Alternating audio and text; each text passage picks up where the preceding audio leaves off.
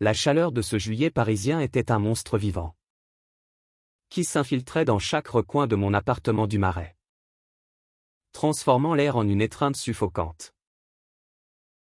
J'avais composé le numéro du service de réparation d'une main tremblante, le corps collé au canapé en cuir moite, priant pour un miracle qui briserait cette fournaise infernale. Mais quand la sonnette retentit et que la porte s'ouvrit sur lui, ce fut comme si le destin avait décidé de jouer avec le feu. Ses yeux sombres me fixèrent avec une intensité qui fit monter en moi une fièvre bien plus dangereuse que celle de l'été. Je m'appelais Alexandre Duval. 35 ans. Architecte parisien de père en fils. Un homme qui avait toujours préféré les lignes droites des plans aux courbes imprévisibles des cœurs. Mon appartement? Un havre haussmannien aux murs tapissés de livres et de croquis inachevés. Était devenu une prison ce jour-là. La climatisation. Cette vieille relique que j'avais héritée de mon grand-père avait rendu l'âme au pire moment. J'étais seul. Comme toujours ces derniers temps, ma dernière relation. Un fiasco avec un galeriste anglais trop volage. Remontait à 2 ans. Et voilà que Luca Rossi, ce technicien italien fraîchement immigré à Paris pour suivre un rêve, selon sa carte de visite, se tenait là, sur le seuil, avec un sourire qui semblait défier la moiteur ambiante. Bonjour. Monsieur Duval? Je suis Luca. Pour la clim. Sa voix avait cet accent chantant de la Toscane, roulant les airs comme une caresse interdite. Il était plus grand que je ne l'imaginais. Épaules larges sous un t-shirt blanc taché de graisse. Cheveux noirs en bataille retenus par un bandana rouge. 28 ans? D'après son badge, l'âge où l'on croit encore que le monde est un terrain de jeu infini. Italien pur jus. Avec cette olive dans la peau et ce feu dans le regard qui rappelait l'étoile de la Renaissance. Il entra sans attendre d'invitation. Son sac à outils claquant contre le parquet ancien. Et je sentis mon pouce accélérer. Comme si l'air, déjà irrespirable, s'était chargé d'électricité. Je le guidai vers la salle de bain où l'unité grinçante était encastrée, marmonnant des excuses pour le désordre des dossiers entassés. Une bouteille de vin à moitié vide sur le lavabo. Il rit doucement. Un son grave qui vibra en moi. Pas de souci. Je suis habitué aux intérieurs en feu. C'est Paris en été. Non. Tout le monde craque. Ses mains, fortes et calleuses, s'activèrent sur les vis, démontant les grilles avec une précision presque artistique. Je restais là, adossé au mur carrelé de blanc, observant malgré moi la courbe de son dos, la sueur perlant sur sa nuque. Pourquoi mon regard s'attardait-il ainsi? Était-ce la chaleur qui me faisait divaguer? Ou quelque chose de plus primal? De plus longtemps réprimé? Au bout de 20 minutes, il se redressa, essuyant son front d'un revers de main. Le compresseur est mort. Mais je peux bidouiller pour que ça tienne jusqu'à demain. Vous avez de la chance. Je passe souvent dans le quartier. De la chance? Si seulement il savait. Il s'approcha pour tester le flux d'air. Et nos bras se frôlèrent un contact fugace. Comme une étincelle sur de la poudre sèche. Je reculai. Le cœur en déroute. Prétextant aller chercher de l'eau. Dans la cuisine. Je bus directement au pichet. Les mains tremblantes. Me maudissant intérieurement. Alexandre. Ressaisis-toi. Il n'est qu'un ouvrier. Un passage éphémère dans ta vie bien ordonnée. Pourtant, Quand il revint dans le salon, un verre à la main que je lui tendis maladroitement. Il s'assit sans cérémonie sur le bord du canapé. Comme si nous nous connaissions depuis toujours. Dites-moi. Vous êtes architecte? J'ai vu les plans sur la table. Ça a l'air passionnant. Sa curiosité était sincère. Sans la condescendance que j'entendais souvent de la part de clients ou collègues. Je m'assis en face. Les genoux touchant presque les siens. Et pour la première fois depuis des mois. Je parlais vraiment de mes projets avortés. De la tour Eiffel qui me narguait chaque matin depuis ma fenêtre. De cette ville qui m'aimait autant qu'elle m'étouffait. Lucas écoutait, hochant la tête, ses yeux ne quittant pas les miens. Moi, je viens de Florence. Là-bas, les étés sont chauds aussi. Mais on a les Uffizi pour se rafraîchir l'âme. Paris. C'est plus brut. Comme vous? Brut. Le mot résonna en moi comme une accusation. Était-ce ainsi qu'il me voyait? Un homme poli en surface. Mais craquelé par en dessous? La conversation glissa vers l'Italie. Vers ses raisons d'être venu, un frère aîné qui l'avait poussé à voler de ses propres ailes. Un ex qui l'avait brisé en le quittant pour un touriste américain. J'assume qui je suis. Vous savez? Gai. Fier. Et un peu casse-cou. Il le dit simplement? Sans défi? Comme on avoue une passion pour le foot. Mon estomac se noie. Moi? Qui n'avais jamais osé le clamer haut et fort. Même à moi-même dans les nuits solitaires. Et vous? Paris vous a rendu prudent. Hein? Le silence qui suivit fut plus lourd que la canicule. Je sentis mes joues s'empourprer. Non pas de honte, mais d'une urgence soudaine. Peut-être.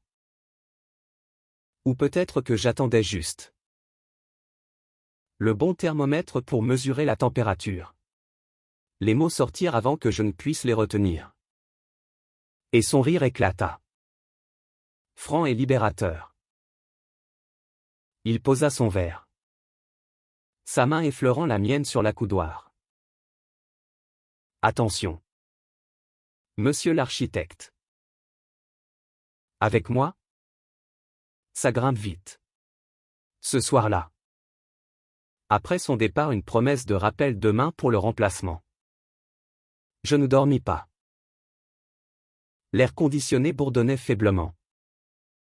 Mais c'était son parfum. Un mélange de sueur et de savon bon marché. Qui hantait la pièce. J'errais dans l'appartement, allumant une cigarette à la fenêtre ouverte sur les toits de zinc luisants sous la lune. Paris. Ma ville bien-aimée. Semblait comploter contre moi, les lumières des bistrots en bas. Les rires étouffés des couples enlacés sur les trottoirs. Combien de fois avais-je fui ces scènes? Préférant la solitude de mes blueprints au risque d'un cœur exposé? Lucas avait percé cette armure sans effort. Avec un simple regard. Une simple phrase. Le lendemain matin. Un appel, c'est Lucas. J'ai la pièce. Je passe dans l'heure. Mon « oui » fut trop enthousiaste. Et quand il arriva, torse nu sous son gilet de travail à cause de la fournaise extérieure, je sus que c'était le début d'une tempête. Il répara l'unité en un clin d'œil. Mais resta pour le café où était-ce pour moi. Nous parlâmes des heures. Passant du balcon surchauffé à la fraîcheur relative de ma chambre. Où les ventilateurs tournaient en vain. Ces histoires d'Italie me firent rire. Ces silences me firent fondre. Quand il se leva pour partir, Nos corps se heurtèrent dans l'encadrement de la porte. Et cette fois, le contact ne fut pas accidentel. Ses lèvres frôlèrent les miennes. Un test? Une invitation. Je ne reculai pas. Au contraire, je l'attirai à moi. Et le baiser qui suivit fut comme une explosion, urgent. Affamé. Chargé de toute la chaleur refoulée de nos vies. Les jours suivants furent un tourbillon. Un été condensé en une semaine de fièvre partagée. Lucas revenait chaque soir après ses chantiers, prétextant des ajustements à la clim. Mais nous savions tous deux que c'était une excuse fragile pour nos rendez-vous clandestins. Mon appartement devint notre sanctuaire, dîners improvisés sur le parquet. Avec du pesto qu'il préparait de ses mains magiques, recette de Nonna. Et des nuits où nos corps s'entremêlaient sous les draps humides. Explorant les contours de cette attirance mutuelle avec une tendresse qui me terrifiait autant qu'elle m'enivrait. Il était si différent de moi. Lucas vivait à 100 à l'heure. Avec cette joie italienne qui balayait mes doutes comme une brise de mer tyrrhénienne. À 35 ans, j'avais construit des murs littéralement et figurativement, protégeant mon cœur des jugements de ma famille bourgeoise. De la société parisienne encore frileuse malgré ses parades arc-en-ciel. Mon père, un ancien notaire, n'avait jamais compris mes penchants artistiques. Comme il appelait mon orientation. Murmurait une fois lors d'un Noël tendu. Ma mère, plus douce, feignait l'ignorance. Lucas, lui, n'avait pas ses chaînes. À Florence, on m'a traité de Finocchio dès l'adolescence. Mais j'ai appris à en faire une médaille. Me confia-t-il un soir. Sa tête sur mon torse. Tandis que la ville ronronnait en bas. Pourtant, sous cette liberté apparente, je décelais des fissures. Il évitait de parler de son ex. Ce fantôme américain qu'il avait laissé avec des dettes et un cœur en miettes. Et moi? Je sentais la culpabilité ronger, étais-je prêt pour cela? Pour un amour qui menaçait de tout chambouler? Le travail m'absorbait un gros projet de rénovation pour un hôtel du Louvre. Des nuits blanches à tracer des lignes qui ne menaient nulle part. Lucas respectait cela. Mais ses yeux s'assombrissaient quand je rentrais tard. L'odeur de mon parfum mélangée à celle d'un collègue trop proche. Un soir de mi-août, la kermesse explosa. Nous étions au lit, enlacés après une étreinte passionnée. Quand mon téléphone vibra, un appel de mon frère. Étienne. Invitant à un dîner familial impromptu. Viens seul. Hein? Maman prépare ton plat préféré. Lucas, sentant mon raidissement, se redressa sur un coude. Dis-leur que tu as un amant italien qui te retient en otage. Je ris nerveusement. Mais l'idée me noie la gorge. Pas encore. Pas comme ça. Il se leva d'un bond. Nu et furieux. Ramassant ses vêtements éparpillés. Alex. On ne peut pas éternellement se cacher dans ton appartement climatisé. Le monde dehors est chaud. Mais il faut y plonger. Ces mots me frappèrent comme un coup de vent du sud. Il partit en claquant la porte. Et je restai là. Le silence amplifié par le bourdonnement vain de la machine qu'il avait réparée. Était-ce la fin? Déjà? Cette flamme si vive. Éteinte par ma lâcheté? Les heures s'étirèrent en une nuit d'insomnie. Où je repensais à tous les presque de ma vie, l'ami d'université que j'avais ignoré. Le voyageur croisé à Berlin que j'avais fui au matin. Lucas était différent, il me forçait à voir la vérité, l'amour n'était pas une ligne droite, mais un escalier en colimaçon. Imprévisible et exaltant. Le lendemain, je l'appelai 10 fois. Sans réponse. Son chantier. Un immeuble en banlieue. Me renvoya son contremaître, Lucas. Il a pris sa journée. Problème personnel. Mon cœur sombra. Je traversai Paris à pied. De la Seine au but de Chaumont. Cherchant dans la foule un visage italien. Un sourire espiègle. Rien. Le soir, désespéré, je me rendis à son petit studio de Belleville. Un quartier bohème aux murs couverts de graffitis multicolores. La porte s'ouvrit sur un Lucas hagard. Les yeux rougis. Une bouteille de grappa à la main. « Qu'est-ce que tu fous là ?» grogna-t-il. Mais sa voix tremblait. Je franchis le seuil sans un mot. L'enlaçant comme un naufragé. « Pardonne-moi. J'ai peur. » Lucas. Peur de te perdre plus que de tout le reste. Nous tombâmes sur son lit étroit.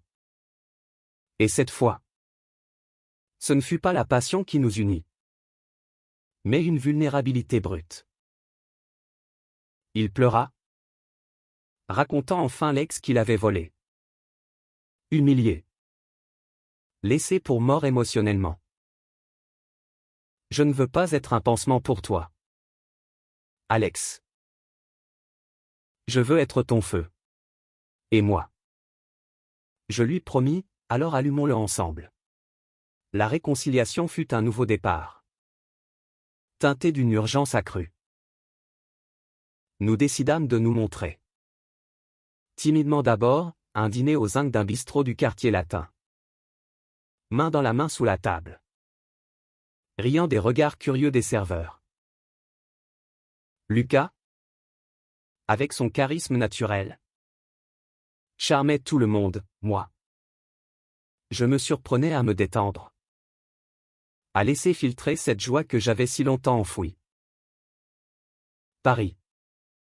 Cette grande séductrice semblait nous bénir, les couchers de soleil sur le pont des Arts.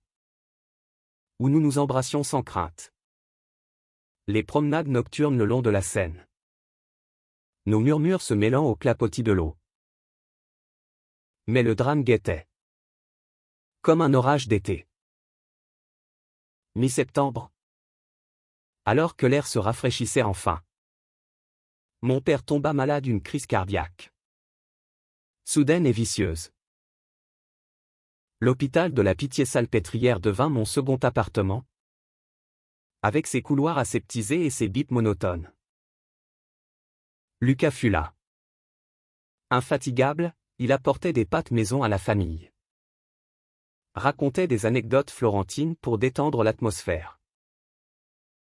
Ma mère, avec sa coiffe impeccable et son sourire forcé, le traita comme un ami fidèle. Mais Étienne, mon frère aîné, le toisa avec suspicion. C'est qui? Ce type? Alex? Ton nouveau larbin? La tension monta lors d'une visite nocturne. Père, alité et pâle, me prit la main. Fils, j'ai toujours su. Pour tes goûts. Mais la famille passe avant tout. Trouve-toi une femme convenable. Fais des petits-enfants. Les mots me transpercèrent, ravivant de vieilles blessures. Lucas, qui entrait avec des cafés, surprit la fin de la phrase. Son visage se ferma.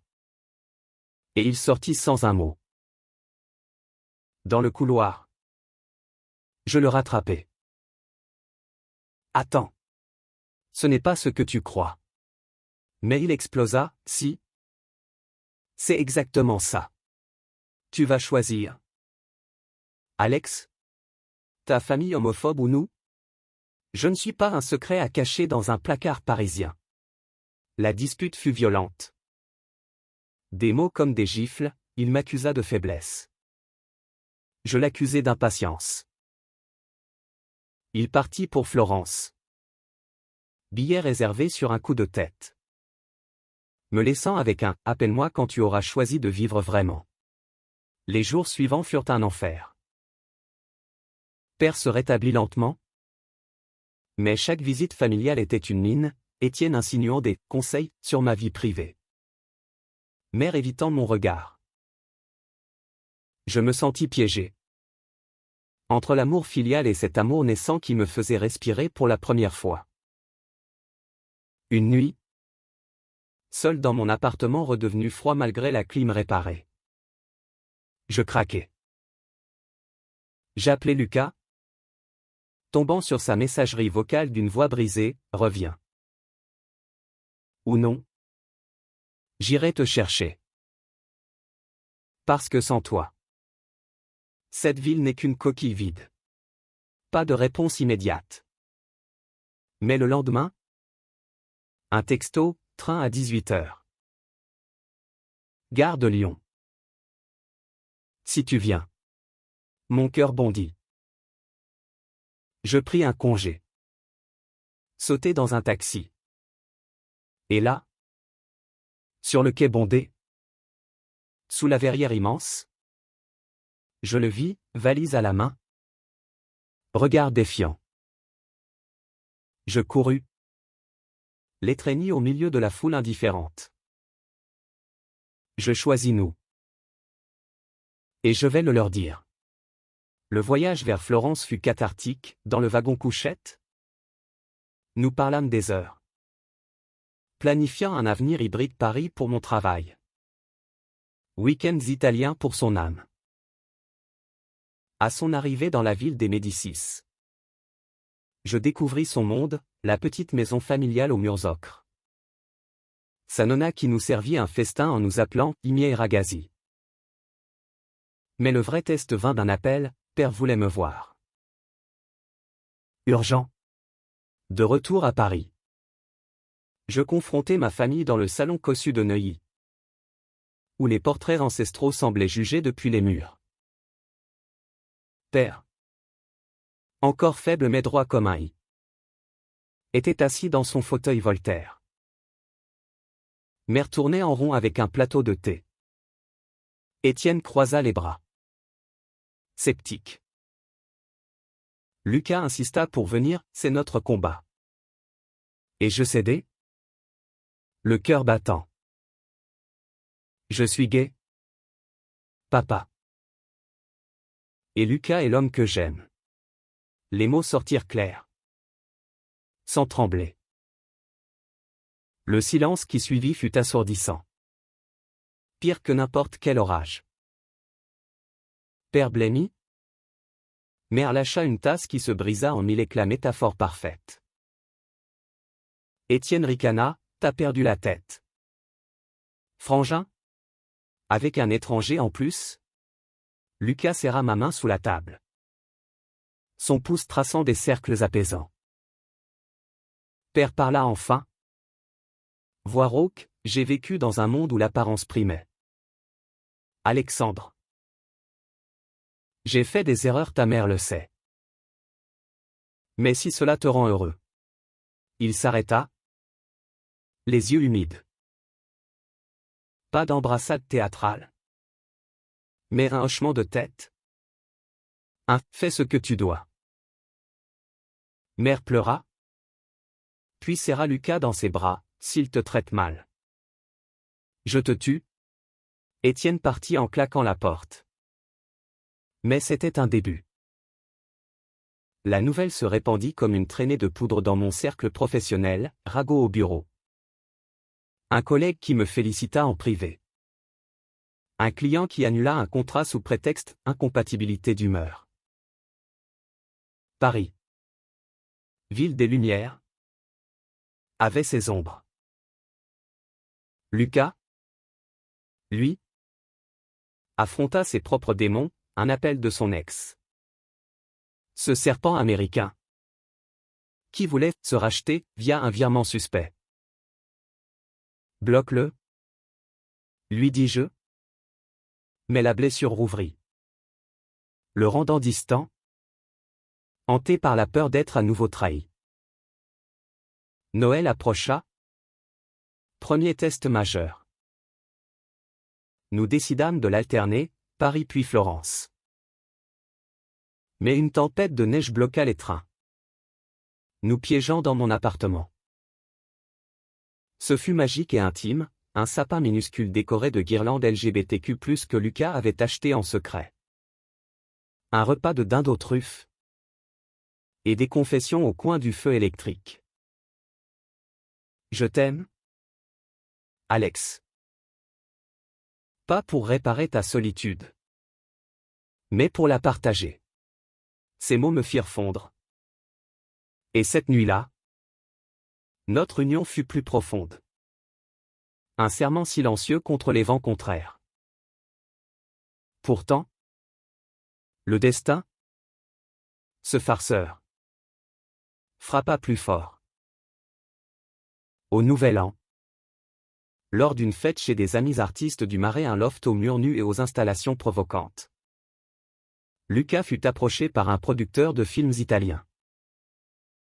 On cherche des talents pour un docu sur les immigrés queer en Europe. Ton histoire. C'est de l'or. L'offre était tentante, un billet pour Rome. Gloire potentielle. Mais cela signifiait des mois de séparation. Des tournages loin de Paris. Je sentis la panique monter. Cette vieille peur de l'abandon. Refuse. On a notre vie ici. Il hésita, puis accepta. Mais le doute s'installa comme une fissure dans un mur porteur. Nos disputes reprirent. Plus vives, moi. Accusant sa soif d'aventure, lui. Me reprochant mon égoïsme. Tu veux me garder en cage dorée, Alex? Comme ton père avec sa réputation? Une nuit, il partit dormir chez un ami, me laissant avec l'écho de nos cris. Le lendemain, rongé par le regret, je fouillais ses affaires, un geste indigne que je regrette encore. Je trouvais des lettres de son ex. Non pas des menaces, mais des excuses pathétiques. Et pire, un contrat préliminaire pour le film, signé en cachette. La trahison me submergea. Je l'attendis, ivre de vin rouge et de jalousie. Et quand il rentra, l'explosion fut nucléaire. Tu mens depuis le début. Tu vas me quitter pour les projecteurs. Il n'y a. Puis à voix, c'est pour nous.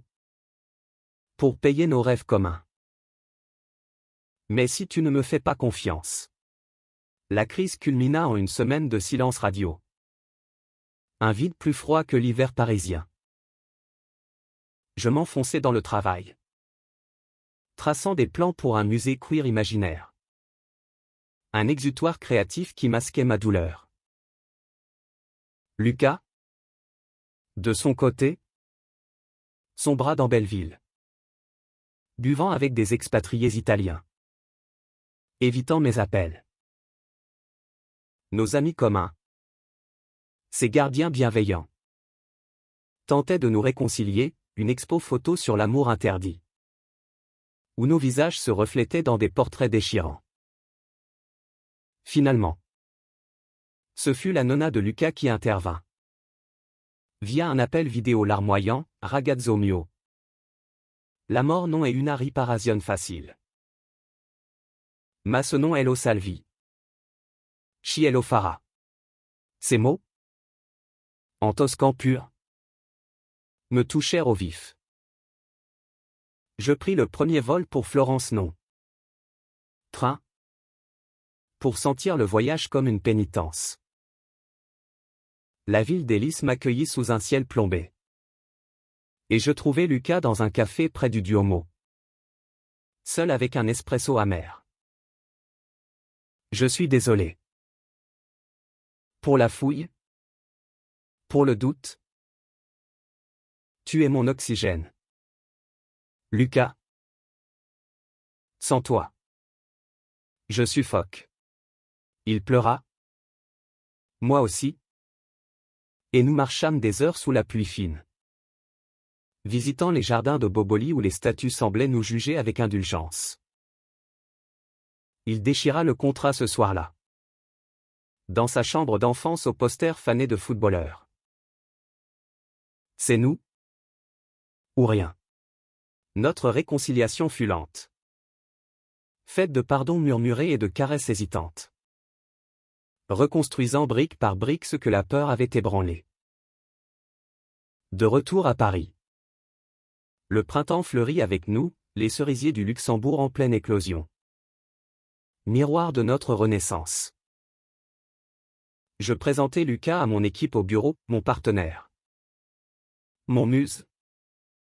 Et les ragots se muèrent en soutien. Père. En convalescence. Nous invita à dîner, un geste maladroit. Mais sincère.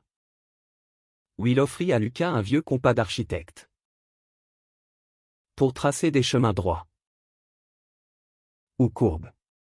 Étienne. Le récalcitrant. Craqua lors d'un barbecue familial. Avouant ses propres luttes avec un mariage en péril. Peut-être que t'as raison. Frangin. L'amour. C'est pas une ligne droite. L'été revint. Anniversaire de notre rencontre. Et avec lui, une chaleur familière. Nous louâmes une petite maison en Provence. Près d'Avignon. Pour un mois de liberté. Là, sous les oliviers et les lavandes violettes, nous écrivîmes notre futur, un projet commun. Un cabinet d'architecture éco-friendly pour des espaces inclusifs. Mêlant mon expertise aux idées brutes de Lucas. Les nuits étaient des symphonies de rires et de soupirs. Le jour des randonnées où nous parlions de tout enfant peut-être un jour. Via adoption, voyage en Italie pour ses racines, Paris comme ancre éternelle. Mais le climax survint une nuit d'orage. Alors que la foudre illuminait les collines. Lucas, fiévreux d'un rhume pris sous la pluie, délira dans mon étreinte, et si on n'y arrive pas? Si le monde nous brise? Je le serrai plus fort. Ma voix ferme contre son oreille, alors on se répare mutuellement. Comme tu l'as fait pour ma clim et pour mon cœur. Au matin, l'arc-en-ciel perça les nuages. Et il rit. Faible mais heureux, température stable. Amour au maximum. L'automne nous ramena à la réalité. Avec ses défis concrets. Le cabinet décolla, notre premier client. Une association LGBTQ+ cherchant un centre communautaire. Nous propulsa dans les médias.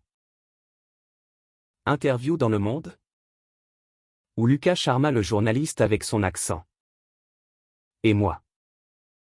Enfin à l'aise. Parler de résilience. Mais la gloire attira les ombres, troll en ligne. Un article anonyme insinuant que j'avais acheté mon bonheur avec l'argent familial. Lucas, plus sensible qu'il n'y paraissait. En souffrit, il me voit comme le gigolo italien.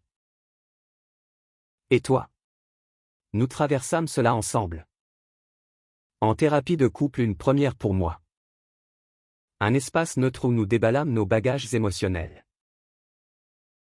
La psy? Une femme aux lunettes rondes et au sourire complice. Nous apprit à communiquer sans armes. L'amour n'est pas une réparation unique. Mais un entretien constant. Lucas Fleury. Lançant un podcast sur les immigrés queer. Sa voix rauque captivant des milliers. Moi, Je redessinais mon appartement, ajoutant une chambre d'amis pour les amis de passage, code pour un futur enfant. Hiver vint. Neigeux et tendre. Noël chez les Rossi en Toscane, un chaos joyeux de pasta, de vin et de chants folkloriques. Où la famille de Lucas m'adopta comme un fils prodigue. Père et mère Varmen. Un miracle, elle offrit à Nona un foulard Hermès. Il discuta architecture avec le frère aîné de Lucas. Étienne. Réconcilié. Amena sa femme enceinte, pour équilibrer les stats familiales. Blagat-et-il. Lucas et moi échangeâmes des regards complices, notre famille s'agrandissait. Tissée de fils inattendus. Pourtant, un dernier orage gronda au printemps suivant. Lucas reçut une lettre, son ex. Ruiné. Réclamait de l'argent pour un « enfant surprise », un mensonge éhonté. Prouvé par un test ADN négatif que nous fîmes faire. La rage de Lucas fut un volcan, il hurla. Brisa une lampe. Puis s'effondra en sanglots. Pourquoi ça nous poursuit? Je le tins. Murmurant des promesses, parce qu'on est fort. On transforme la douleur en force. Ce soir-là. Sous les étoiles de Belleville. Il me demanda en mariage pas de bague clinquante. Mais un anneau de clé. Symbole de nos portes ouvertes. Épouse-moi. Alex. Pas pour le monde. Mais pour nous. Les larmes coulèrent. Et mon « oui » fut le plus beau plan que j'ai jamais tracé. L'année qui suivit fut un crescendo d'amour et de défis surmontés. Notre mariage. Une cérémonie civile discrète à la mairie du 4e arrondissement fut suivie d'une réception dans un vignoble bordelais, amis. Famille élargie. Toast en français et italien. Père. En smoking impeccable. Porta un toast émouvant, à l'amour qui répare ce que la vie brise. Lucas. Rayonnant dans un costume bleu nuit. Me glissa à l'oreille, la température n'a jamais été aussi parfaite. Le cabinet prospéra, notre centre LGBTQ+ devint un phare. Avec des ateliers d'art-thérapie et des espaces pour les jeunes en coming out. Lucas anima des sessions. Sa chaleur italienne guérissant des âmes blessées, moi. Je concevais les lieux comme des refuges. Ouverts et lumineux. Nous adoptons un enfant. Un garçon de 5 ans nommé Théo. Orphelin d'un accident, un petit Parisien aux yeux curieux qui nous apprit la patience et les câlins maladroits. Bien sûr. Les tempêtes persistèrent, une polémique médiatique sur notre « privilège blanc » dans un milieu queer diversifié. Que nous affrontâmes en partenariat avec des activistes afro et asiatiques. Lucas. Toujours le feu. Faillit exploser en conférence, moi. Le rock. Le calmer d'un baiser volé en coulisses. Ensemble. On monte la température sans tout cramer. Des années passèrent. Et notre histoire devint légende parmi nos cercles, le réparateur qui fixa plus qu'une machine. L'architecte qui osa courber ses lignes. À 40 ans, je regardais Lucas. 33 maintenant. Dormant à mes côtés. Et remercier le destin pour cette canicule fatidique. Paris. Notre toile de fond. Avait vu naître un amour qui défiait les saisons. Un soir d'été. Revenant d'un chantier. Nous nous assîmes sur notre balcon. Verre de rosé à la main. Théo jouant à nos pieds avec des Legos. La ville scintillait. Et Lucas murmura, « Rappelle-toi ce premier jour? La clim en panne. Et nous en feu. » Je ris. L'embrassant doucement. La meilleure réparation de ma vie. Aujourd'hui, des années plus tard, notre flamme brûle toujours. Tempérée par le temps mais ardente. Théo grandit, fier de ses deux papas, l'un qui dessine des rêves, l'autre qui les répare.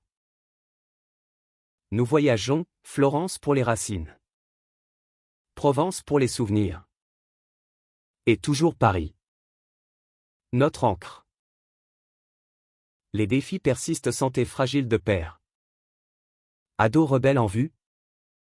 Mais nous les affrontons main dans la main. Prouvant que l'amour, vrai, est une climatisation éternelle contre les tempêtes de la vie. Dans ce monde encore imparfait, où l'acceptation est un combat quotidien, notre histoire est un témoignage que la chaleur entre deux âmes peut fondre les glaces de la peur. Forger des ponts là où il n'y en avait pas. Lucas et moi, deux hommes d'horizons différents, avons bâti un foyer non pas parfait, mais authentique, un rappel que l'amour, quand il monte vraiment, illumine tout.